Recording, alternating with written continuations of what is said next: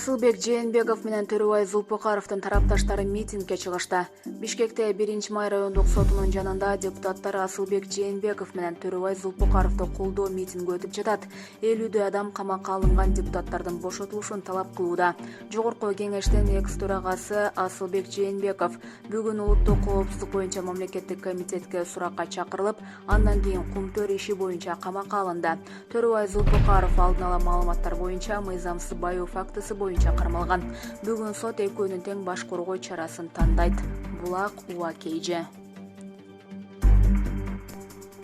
Жогорку кеңештин экс-депутаты Талант Узакбаев кармалды. 31 майда бир катар тергөө иш-аракеттеринен кийин Кылмыш жаза кодексинин 319-беренесинин 2-бөлүгүндө каралган кылмышка шектелип, Жогорку кеңештин экс-депутаттары Исхак Пирматов жана Талант Узакбаев кармалды. Бул тууралуу УКМКдан билдиришти.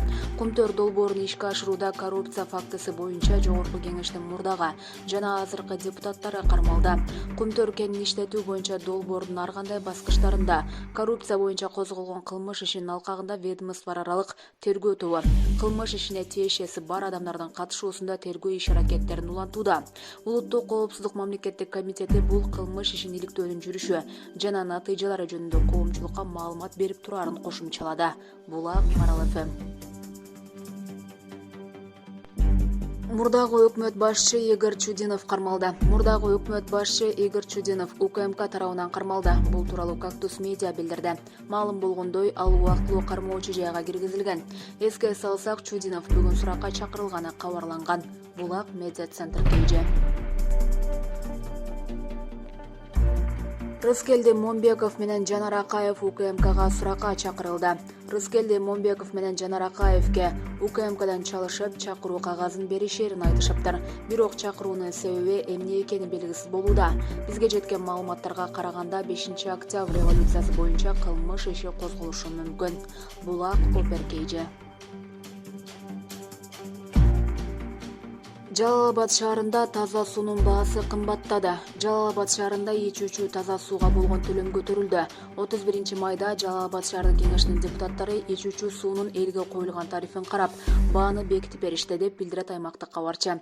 Буга чейин кала тургундары таза сууга айына бир адамга 76 сомдон төлөп келсе, келерки айдан тарта 91 сомдон төлөшөт. Жалал-Абад суу канал мекемесинин жетекчиси Зарылбек Тыныбек уулу бул суу түтүктөрүн оңдоо, калкка таза суу жеткирүү үчүн жасалуучу кадам экенин баса белгиледи.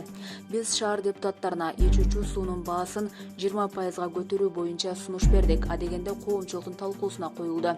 Бүгүн депутаттар таза суунун баасын карап колдоп беришти. Суу эсептегичтери коюлган кардарлар 1 куб метр сууну 8 сом 50 тыйындан сатып алса, мындан ары 1 куб метр суунун наркы 10 сом 20 тыйын болот. Адам санына жараша чегерилген төлөмдө бир жаран айына 91 сом төлөйт.